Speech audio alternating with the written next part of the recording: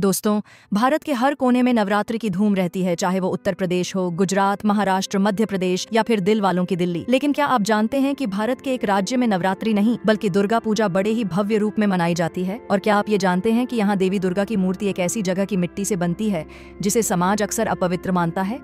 सुनने में अजीब लगता है ना, मगर यही है बंगाल की वो परंपरा जो आपको हैरान भी करेगी और सोचने पर मजबूर भी। तो चलिए आज हम जानेंगे दुर्गा पूजा के कुछ अनकहे पहलुओं को और बंगाल के इस महान पर्व की परंपराओं के पीछे छिपे गहरे विश्वास की कहानी। इस वीडियो को अंत तक जरूर देखिएगा। पश्चिम बंगाल की राजधानी कोलकाता में दुर्गा पूजा का समय वो पल होता है जब पूरा शहर जैसे जाग उठता है। यूं तो यह उत्सव 10 दिनों से भी अधिक चलता है, लेकिन पारंपरिक रूप से कोलकाता में दुर्गा पूजा 5 दिनों पंचमी से लेकर विजयादशमी तक ही विशेष रूप से मनाई जाती है। दशमी के दिन माँ दुर्गा, उनके बच्चों और सभी देवी देवताओं की मूर्तियों का विसर्जन कर दिया जाता है। कोलकाता की दुर्गा पूजा में देवी की मूर्तियों का खास महत्व होता है।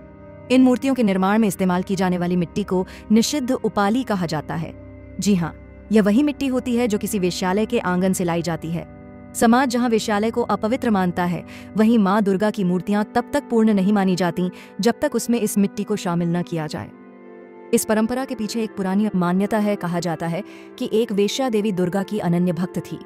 उसकी भक्ति से प्रसन्न होकर माँ दुर्गा ने आदेश दिया कि भविष्य में हर प्रतिमा में उसके आंगन की मिट्टी मिलाई जाए।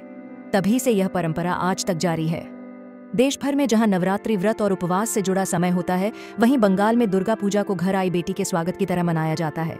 यहाँ देवी दुर्गा को माँ नहीं बल्कि बेटी माना जाता है, जो कैलाश पर्वत से अपने मायके यानी धरती पर आती हैं। इसीलिए उपवास की बजाय बंगाल में यह समय दावतों और उल्लास का होता है। स्थानीय मान्यता के अनुसार देवी दुर्गा ही नहीं बल्कि लक्ष्मी, सरस्वती, गणेश और कार्तिकेय सभी उनके बच्चे माने जाते हैं जो अपने ननिहाल धरती पर आते हैं। दुर्गा पूजा की शुरुआत महालया से होती है, जो देवी के आगमन का प्रतीक है। इसके बाद महाषष्ठी से पूजा विधिवत शुरू होती है, जब देवी के अनावरण और स्वागत के साथ भक्तों में जोश भर जाता है। सप्तमी के दिन नवपत्रिका या कोलाबौ की पूजा होती है। इसमें 9 पौधे एकत्र कर एक केले के पेड़ के तने पर बांधे जाते हैं, जो माँ दुर्गा के 9 रूपों का प्रतिनिधित्व करते हैं।